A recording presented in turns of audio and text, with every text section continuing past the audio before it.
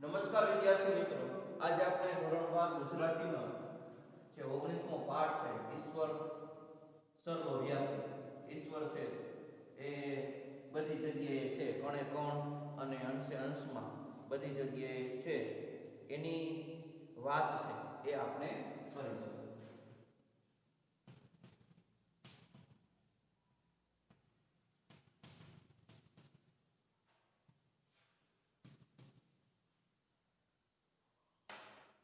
અગાઉના પીરિયડમાં આપણે લેખકના પરિચયમાં જોયું એમણે ગુજરાતી સાહિત્યમાં જે સાહિત્ય સર્જનનું કાર્ય કર્યું છે એનો વિગતવાર મેં બધી વાત છે એ તમને કરી હતી. ક્યાં ક્યાં પુસ્તકોની રચના કરેલી છે, ક્યાં ક્યાં ચિંતાત્મક નિબંધો એમણે લખ્યા છે, કયા પ્રકારનું એને સાહિત્યનું સર્જન કર્યું છે, એ બધાની વિગતવાર વાત છે મેં અગાઉના પીરિયડમાં કરી હતી. તો ઈશ્વર છે એ કણે કણમાં ને અંશે અંશમાં બધી જગ્યાએ ઈશ્વરનો વાસ છે અને એ વાત છે, આ શાશ્વત સત્ય છે. એ વાત છે એ આપણને સરસ રીતે કવિએ આપણને સમજાવી છે, લેખકે આપણને સમજાવી છે. એ બધી બાબતો સરસ રીતે એ આપણને સમજાવી છે અને એ શાશ્વત સત્યને જીવનમાં ઉતારવાનું છે અને આપણે એ પ્રકારનું જીવન છે એ જીવવાનું છે કે ઈશ્વર તો બધી જગ્યાએ કણે કણ અને અંશે અંશમાં વ્યાપ્ત છે. એ લેખકે માટીના ઉદાહરણ દ્વારા પણ આપણને સમજાવ્યું છે. તો આપણે આગળ છે એ એમાં જોઈએ. શ્વેતકેતુ બોલ્યો, પિતાજી, ત્યારે મારા ગુરુઓ તો મને એવો જ કોઈ પદાર્થ બતાવ્યો નથી. મારા જે પણ ગુરુજીઓ છે એ ગુરુજીઓએ કોઈ એવો પદાર્થ બતાવ્યો નથી કે જે જાણ્યાથી સગળું જ્ઞાન થઈ જાય. એ જાણવાથી જે પણ બાબતો છે, જે સમજ છે એ પ્રાપ્ત કરવાની, જે સમજ મેળવવાની, એ બધું જ્ઞાન થઈ જાય. મને લાગે છે કે એ પદાર્થ ગુરુઓ પોતે જાણતા નહીં. મને એવું લાગે છે કે એ પદાર્થ છે એ ગુરુઓ જ પોતાને નહીં ખબર, ગુરુને જ એ પદાર્થની કદાચ ખ્યાલ નહીં હોય, એટલા માટે એવું થયું હશે. જે જાણ્યાથી સઘળું જ્ઞાન થઈ જાય છે, મને લાગે છે આ ગુરુ જ નહીં જાણતા હોય તો મને શા માટે ન કહે? અને જો અને જાણતા હોય, જો એને ખબર હોય તો શું કામ એ નથી કહેતા, શું કામ એ વાત મને કરતા નથી? માટે પિતાજી, તમે જ મને કહો, એટલે તમે જ મને એ વાત છે એ કહો, તમે જે સાચી વાતની સમજણ મને કહો. પિતાએ કહ્યું, એ તો પદાર્થ તે પરમેશ્વર છે, એ પદાર્થ તો પરમેશ્વર છે. જેમ ઘડો વગેરે માટીના બનેલા છે, ઘડો અને બધી બાબતો છે એ માટીના બનેલા છે. ઘરેણા વગેરે સોનાના બનેલા છે. છરી તલવાર વગેરે લોઢાના બનેલા. તેમ આ સર્વ પદાર્થો, આ જે પણ પદાર્થો છે એ બધા પદાર્થો પરમેશ્વરના બનેલા છે, ઈશ્વરના બનેલા છે. પરમેશ્વરની ઈચ્છા થઈ, હું એક છું તે બહુ છું, એમ ઈચ્છા કરીને એણે પોતે જ પૃથ્વી, પાણી, તેજ વગેરે ધારણ કર્યા અને આ સૃષ્ટિ છે, આ સૃષ્ટિ છે એ આ બની છે. આ એ રીતના એના પિતાએ એ વાત છે, પરમેશ્વરની વાત છે, પરમેશ્વરની શક્તિની વાત છે એ એમને સમજાવી. તે પછી પિતાએ પુત્રને પરમેશ્વર સંબંધી વિશેષ જ્ઞાન, પિતાએ એ પુત્રને ઈશ્વર સંબંધી ખાસ જ્ઞાન આપ્યું. ઈશ્વર શું છે, ઈશ્વરનું અસ્તિત્વ શું છે, ઈશ્વર છે કણે કણ અને અંશે અંશમાં વ્યાપ્ત છે, આ બધાનું વિગતવાર સમજ છે એણે આપી. ખાલી વિદ્યા ભણવાથી પુત્ર અભિમાની થયો, માત્ર વિદ્યાનો અભ્યાસ કરવાથી એને અભિમાન આવી ગયું, કારણ કે જીવન માટેની સાચી સમજ છે એ પોતે ધરાવતો ન હતો. માત્ર પુસ્તકીય જ્ઞાન એ એની પાસે હતું. તે પરમેશ્વર સંબંધી જ્ઞાન થતાં, ઈશ્વર સંબંધનું જ્ઞાન છે એ થતાં એ નમ્ર બની ગયો. એ પોતે નમ્ર થયો, નમ્ર બની ગયો અને એણે ખરી જાણવાની વસ્તુ જાણી, જે સાચી વસ્તુ જાણવાની હતી, સાચી બાબત જે જીવન માટેની જાણવાની, જીવન માટેની સાચી જે સમજણ મેળવવાની હતી, એ સમજણ એને પ્રાપ્ત કરી. તો જીવનમાં સાચી સમજણ પણ ખૂબ જરૂરી છે, તો જ આપણે સારું જીવન છે એ જીવી શકીએ.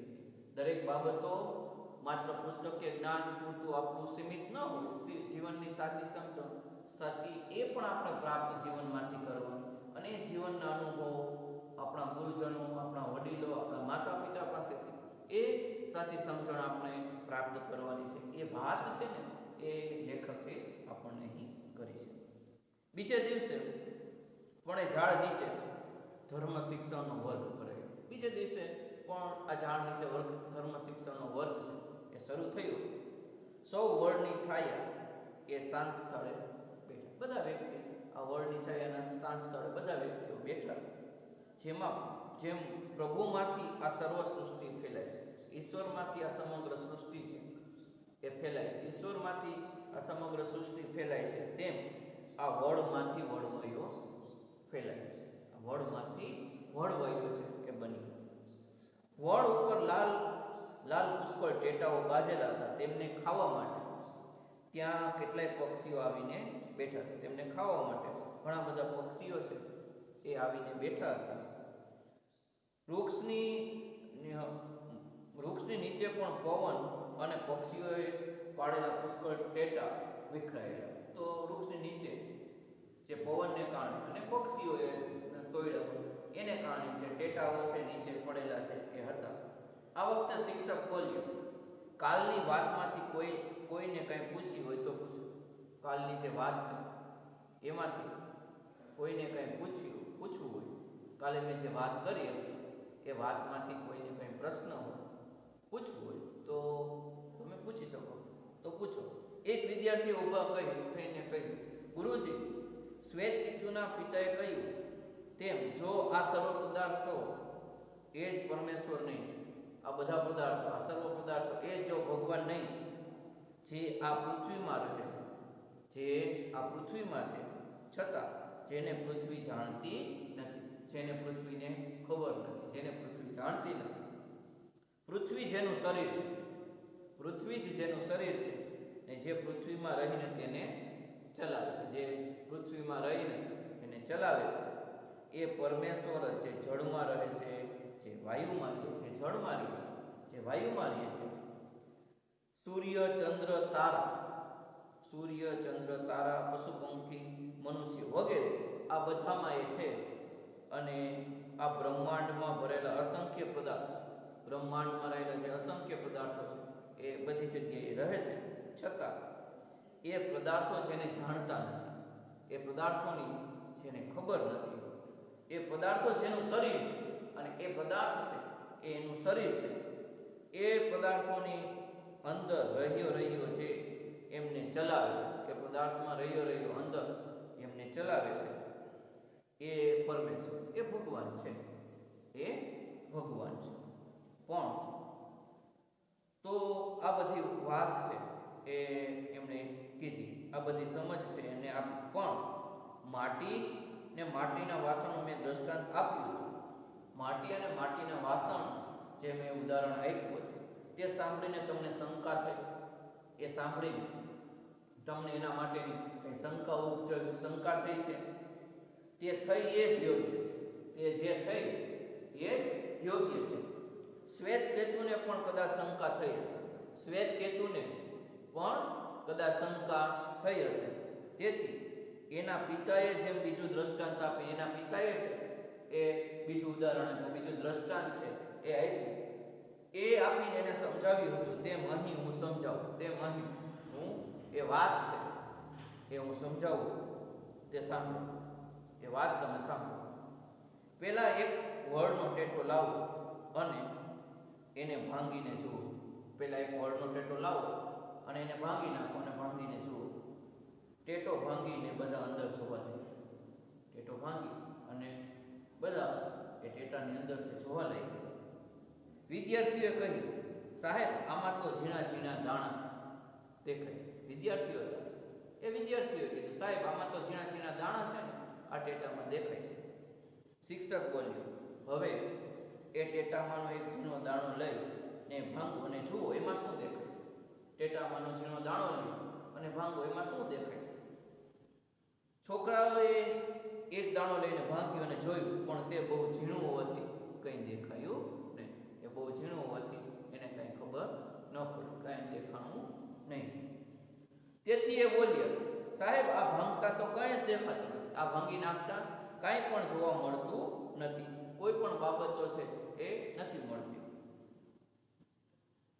શિક્ષકે કહ્યું, ત્યારે સમજો કંઈ દેખાતું નથી એમ જે કહો છો એમાં જ આખું વડનું ઝાડ, કંઈ દેખાતું નથી તમે જે કહો છો એમાં જ આખું વડનું ઝાડ છે ને એ સમય રહેલું, એમાં જ આખું વડનું વૃક્ષ છે એ સમય રહેલું છે.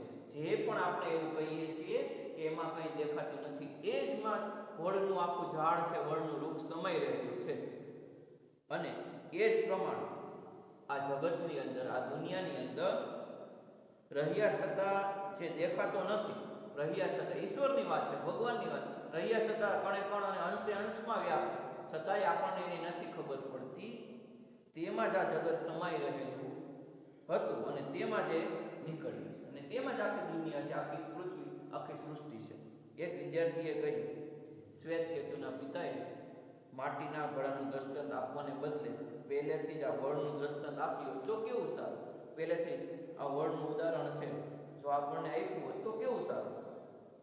શિક્ષકે કહ્યું, શિક્ષકે ઉદાહરણ માટી અને ઘડાનું, સોનું અને સોનાના ઘરેણાનું, સોનું અને સોનાના ઘરેણાનું, લોઢું અને લોઢાના ઓજારોનું, લોઢું અને જે લોઢામાંથી બનાવેલા ઓજારો છે એમનું ઇત્યાદિનું દ્રષ્ટાંત આપવાની મતલબ એવી હતી કે તે પદાર્થની ચીજો ભાંગો, તે પદાર્થ છે એ પદાર્થની ચીજો ભાંગો, ફોડો, પણ જે એ પદાર્થની બનેલી છે તે પદાર્થ હંમેશને માટે કાયમ રહેવાના જ છે. ઘડો ફૂટ્યો પણ માટી ફૂટશે નહીં. ઘડો ફૂટી જશે માટી, પણ માટી તો એમનેમ જ રહેશે, માટી નહીં ફૂટે. ઘરેણા ભાંગશો તૂટશે પણ સોનું તો એમનેમ રહેશે. સોનું મૂળ વસ્તુ છે, મૂળ જે શાશ્વત સત્ય છે એ હંમેશને માટે કાયમને માટે રહેશે. તેવી જ રીતે આ જગત આ પરમેશ્વરનું બનેલું છે. ભાંગી જાય, ફૂટી જાય તો પરમેશ્વરનો નાશ, એ ઈશ્વરનો નાશ થવાનો નથી, એ શાશ્વત સત્ય છે. પણ આ વડ સુકાઈ જાય કે બળી જાય તો એમાં બીજ રહે. વડ સુકાઈ જાય કે બળી જાય તો એમાં બીજ રહે નહીં.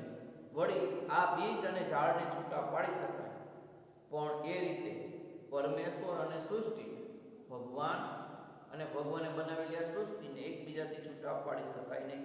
એટલે વડ અને બીજના દ્રષ્ટાંત, એટલી વડ અને બીજનું જે ઉદાહરણ છે અને એ ઉદાહરણમાં એની ખામી છે. એક વિદ્યાર્થીએ કહ્યું, એક દ્રષ્ટાંતમાં એક ખામી અને બીજામાં બીજી ખામી. એક દ્રષ્ટાંતમાં એક ખામી છે અને બીજામાં બીજી ખામી. શિક્ષકે કહ્યું, ખરું, કોઈ પણ દ્રષ્ટાંત તદ્દન એક સરખું પૂરેપૂરું લાગુ પડતું નથી. કોઈ પણ દ્રષ્ટાંત પૂરેપૂરું એક સરખું લાગુ પડતું નથી.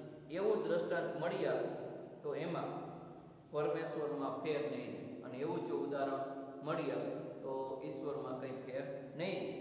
પણ પરમેશ્વર જેવો કેવળ પરમેશ્વર છે, તેથી આપણે જે દ્રષ્ટાંતો લઈએ છીએ, જે ઉદાહરણો છે એના માટેના લઈએ છીએ, તેનાથી આપણને પરમેશ્વરનું અમુક અંશેનું સ્વરૂપ છે, ભગવાનનું અમુક અંશેનું છે, ઈશ્વરનું સ્વરૂપ છે, એ ઈશ્વરના સ્વરૂપ આપણને સમજાય છે. તો અમુક અંશ, સંપૂર્ણપણે તો આપણે નથી સમજ્યું, અમુક અંશે સમજાય છે.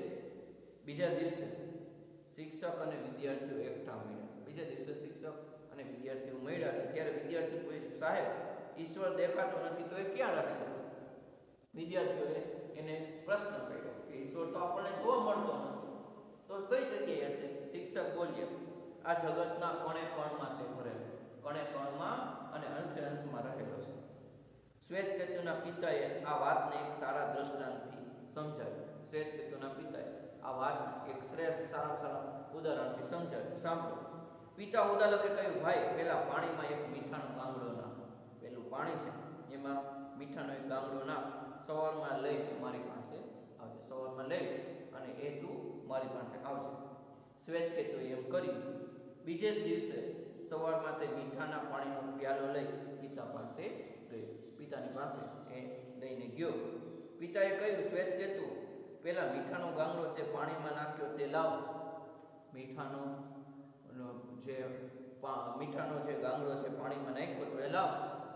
શ્વેતકેતુએ પાણીમાં હાથ ફેરવ્યો પણ એ ગાંગડો બિલકુલ જણાયો નહીં. ગાંગડો એને બિલકુલ જોવા પાણીમાં જે ઓગળી ગયો. તેણે કહ્યું, પિતાજી, મીઠાનો ગાંગડો તો આમાં જણાતો નથી. મીઠાનો ગાંગડો તો આમાં જોવા મળતો નથી. પિતાએ કહ્યું, તો હવે પાણીને ચાપી દો. હવે તું એ પાણીને ચાપી દો અને કહે, કેવું લાગે છે? કેવું આપણને લાગે છે? શ્વેતકેતુએ ઉપરથી પાણી ચાપ્યું અને કહ્યું, હવે આ પાણી ખારું લાગે છે. હવે આ પાણી છે ખારું લાગે છે. પિતાએ કહ્યું, પાણીને ચમચીથી વચ્ચેથી લઈને ચાપી જો, કેવું લાગે છે? શ્વેતકેતુ બોલ્યું. શ્વેતકેતુએ જવાબ આવ્યો કે અહીં પણ પાણી ખારું લાગે છે. પિતાએ કહ્યું, હવે એ પાણીને તેમાંથી મીઠું કાઢીને મારી પાસે લાવો.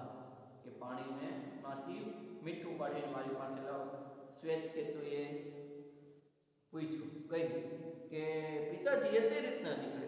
એ તો તદ્દન પાણીમાં પડી ગયું છે. એ તદ્દન આ પાણીમાં પડી ગયું, કેવી રીતના આપણે કાઢી શકીએ? પિતા બોલ્યા, તે જ પ્રમાણે સમજ કે ઈશ્વર અહીં છે. ઈશ્વર બધી જગ્યાએ અહીં જ છે, કણે કણ અને અંશે અંશમાં બધી જગ્યાએ ઈશ્વર છે. છતાં તું જોઈ શકતો નથી કે એ અહીં જ છે. માત્ર ચાખવાથી, એનો રસ લેવાથી જે જણાય છે. ચાખવાથી અને રસ લઈએ તો જ આપણને એ ખબર પડે છે. એટલે પરમેશ્વર આંખે દેખાતો નથી. પરમેશ્વર છે એ આંખે જોવા મળતો નથી, પણ એને અનુભવમાં લઈ શકાય. પણ એને અનુભવમાં એ આપણે લઈ શકીએ છીએ અને એ રીતે એ આપણને ખાતરી થાય અને એ રીતને ખબર પડે છે. ત્યારે એક વિદ્યાર્થીને ઊભા થઈને કહ્યું, સાહેબ, આ વાતમાં મીઠાને બદલે સાકર કહ્યું. આ જે વાત છે એ વાતમાં મીઠાને બદલે જો સાકર કહી હોય તો કેવું સારું થાય? શિક્ષકે કહ્યું, ઘણું સારું. પરમેશ્વર સાકર જેવો મીઠો છે. ઈશ્વર છે એ પણ સાકર જેવો મધુર છે. તમે જરા કહો ને કે ખારા પદાર્થને તમે મીઠું કેમ કહો છો? ખારા પદાર્થ છે એને મીઠું કેમ કહો છો? વિદ્યાર્થીને શિક્ષકનું કહેવું, શિક્ષક જે વાત કહેવા માંગતો હતો એ બરાબર રીતના સમજી ગયો. તેણે જોયું કે પોતે બંધાઈ ગયો છે. તેણે કહ્યું, સાહેબ, મીઠા વગર બધી રસોઈ ફીકી લાગે છે. મીઠા વગર બધી રસોઈ, જે પણ રસોઈ છે એ ફીકી લાગે છે. રસોઈમાં ગળપણ વિના ન ચાલે, પણ મીઠા વગર રસોઈમાં ગળપણ વિના ચાલે. ગળપણ ન હોય તો ચલાવી શકાય, પણ મીઠા વગર ન ચાલે. મીઠું તો જોઈએ, એ મીઠું તો આપણા માટે મહત્વનું છે. શિક્ષકે કહ્યું, ત્યારે સમજો કે પરમેશ્વર વગર આ જગતની સઘળી રસોઈ એ ફીકી છે. પરમેશ્વર, ભગવાન વગર, ઈશ્વર વગર આ દુનિયાની બધી રસોઈ આપણને ફીકી લાગે.